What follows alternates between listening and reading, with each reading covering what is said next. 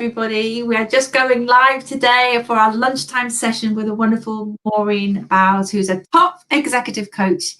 You have coached people from head teachers to senior leaders, and your thing, and I love this, Maureen, is self-compassion, self-kindness. So welcome today. I'm really pleased to you today, really. So this is Susie Walker. I am the editor-in-chief of Psychologies Magazine. I just want to welcome everybody to the broadcast today. We're going to be talking about how to feel better about yourself. I don't know about you or any of our listeners that are listening today, but that kind of not feeling great, feeling lacking of confidence, constantly being comparing ourselves to other people, and you always come out the worst. It's horrible. It is absolutely horrible. So, Maureen, where do we start about feeling better about ourselves? Where do we even begin to even notice? I mean, I was saying to you earlier, it's been very, very recently that I started to be a lot more championing to myself than I have been. I've been my worst critic, I think. So where do we start with changing the soundtrack? I think an obvious place to start and a really simple place to start is to really understand what you mean by compassion, not self-compassion, but compassion. And most of us would intuitively or instinctively feel compassion, kindness, wanting to make things better for someone else. We're good at this towards others. So if we had someone we really cared about who was struggling or self-doubting or upset, what would we do? The first thing we'd do is we'd make time for them. And from making time for them, we'd listen and we'd comfort or reassure in some way. So that if you understand what compassion is when you're giving it to other people, this is the tricky bit, turning it inwards, doing a version of it for yourself. So let's translate that into practice for ourselves. So making time for someone else we care about, how do we make time for us? That in itself can be a big challenge, the time and the space. Once we've made time and space for us, the listening bit, we would sit and listen to someone else while they offloaded. How do we do that for ourselves? So a big part, and I know lots of Psychologies readers will do this, is writing it. If we can make time for ourselves and offload onto the page doesn't judge us, the page listens in effect, or sketch or something creative through our hands that helps us feel lighter and gets things out of our head. And then this is the bit we were talking about earlier, Susie, is the messages, the thoughts in our head that we give to ourselves. We wouldn't say those to other people that we care about. So it takes a lot of practice. We were saying we've had decades of not good programming, if you like, or programming that pushes us harder, tells us to be better. We give ourselves a hard time. So turning that around so that we're giving ourselves the messages we would give to others we care about, reassuring ourselves, being a kind of rooting for ourselves is different vocabulary. And I think why we find it so difficult sometimes is because it's deeply personal, and it can sound a bit odd, it can sound a bit embarrassing if you try to say to yourself words of comfort. So what I think is really important is that you think about the words that you would say to someone you loved or someone you care about, because they're your words, and turn them inwards. So those things together, making time and space for ourselves, listening to ourselves, offloading, expressing ourselves, and then just reassuring in a way that boosts us. Because even though we think if we give ourselves, if we toughen up and push harder, that will bring more success, you can have more success if it's on that foundation of care and love and kindness. You can go from softening to toughening, but if the softening is first, I think that the tough stuff can sit on top of that. Kristen Neff, who's one of the key researchers in self-compassion, has done a lot of research in motivation based on self-compassion? Because lots of people think, well, I'd never do anything if I was just kind to myself. You know, I need to be hard on myself to do better. But she's researched this, and there's lots of good evidence now to substantiate that. I mean, I think that piece around vocabulary.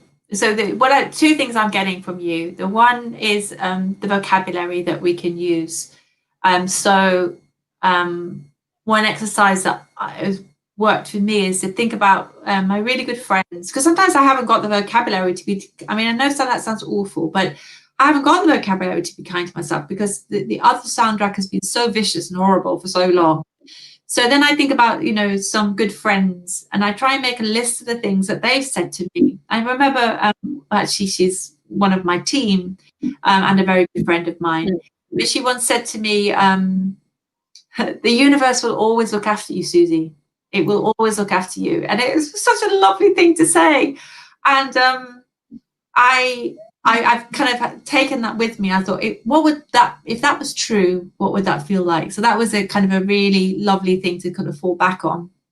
And then, you know, my best friend is so wonderful and she says great things and come on, all the really positive. So sometimes it's trying to, you know, it's very difficult for us to put into words those things. But if we think about what our good friends would say to us, I think that's a really good thing to say. So finding the vocabulary, I think, is key to this, to changing the conversation. And the second thing you were saying was about, you know, often we are motivated, aren't we, by the whip. You know, they call it like the carrot and the stick. You know, most of them, I would say 90% sounds like, well, I don't know if that's true, but it's like 90% are motivated by the stick. And I suppose it's being brave enough to try your methods, Maureen, to try to use self-kindness and self-compassion and see what the results are. You know, you were talking about Kristin Neff there and the research that's being done. I mean, what have you got to lose by trying? Exactly. Yeah. To try this. And now I know you've got a free program that people can do. So tell us a bit. So if we were going to say, right, I'm going to give this a go, I'm going to experiment with this, give us some of the tools in the free program. What is it that you would be encouraging us to do? So find the vocabulary one. What else? I mean, self-compassion, along with things like emotional intelligence and resilience, is multifaceted. Yes. So it's not just a linear thing. And in some ways, that's really quite liberating, because if you do a little and often, if you do something every day that's under that broad term self-compassion, you know, you will progress with it. But the pragmatic side of us, we need to know, well, what are the steps? Where do I start? And self-compassion is a whole, I sometimes think of it like a Venn diagram with lots of circles that all overlap. And yes. The content of those circles would be mindful awareness. So even if you knew nothing about self-compassion, but were routinely practicing mindfulness, that will help with self-compassion. The messages, the kind, managing our thinking or choosing at least what to focus on in our thoughts. Our thoughts will take us all over the place, as we've already covered. Yeah. If we can put things together that mean we can regulate, manage on the inside our choices, where we want to focus, so we can choose to focus on things that are kinder. We can choose to focus on things that are more optimistic. So mindfulness, kind messages, kind thoughts to ourselves. Another big area is connectedness. So knowing we're not alone in how we feel. You and I know we're not the only people who are hard on ourselves if there's a challenge in front of us. And knowing that we're connected and getting a much bigger perspective on our little dot that we are in the universe kind of thing can really help just gradually shift us. I believe a really big part of self-compassion that's often overlooked is creative self-expression. So just as we mentioned earlier, writing things down, sketching, making something, some kind of craft that focuses us, and we're doing things through our hands, gives us again a kind of mindfulness. In addition to that, pulling all those things together, obviously self-care, I'm almost, that goes without saying, but then bringing those all together in a way that we can regulate ourselves. So even if we just did one thing every day that ticked one of those circles, we'd be gradually progressing towards being kinder to ourselves. And I think the thing with self-compassion and other related areas is that it does take time. Obviously, it takes months, years, decades. We were saying it's taken us so long to get to the point that we're at in our lives now. But if we trust that doing something little and often, rather than on an instant result, which is great and energizing, but doing these practices daily, even just for a very short time, after a while, we get to a point of thinking, I wouldn't have felt that a month ago or 6 weeks ago or a year ago. I'm different now. And then you begin to realize that the difference has come from just that steady commitment to doing a small thing each day. And it is truly transformative. I think little and often are really underrated. I know in psychology that, so many of these broadcasts have emphasize the kind of incremental value of doing little things often, and I can't agree more. It's so transforming, but slowly transforming. But I believe lasting change happens gradually. So I agree. You occasionally hear about people who are instantly enlightened, but for the rest of us, it just takes time. And I think self-compassion is a massive part of that self-development journey, because I was talking to someone just yesterday about this, where, I know what to do. I've read all the books. I do, but it's in the moment when I get triggered, is not just to try to stop having a temper tantrum or whatever it is.